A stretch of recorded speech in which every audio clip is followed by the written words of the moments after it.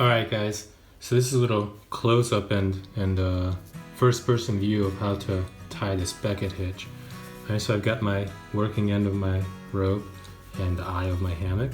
Okay, so you just come up through the eye all the way. I've got a really long rope. So come up, adjust it until your hammock is at the height that you want.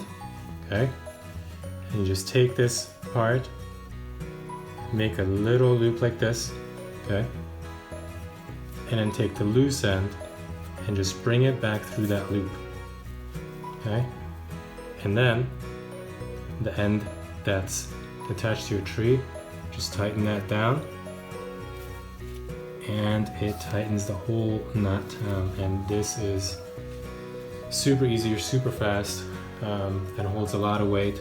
And of course what's great about it is that all you gotta do to undo it is to loosen this end, and that's it, you're done.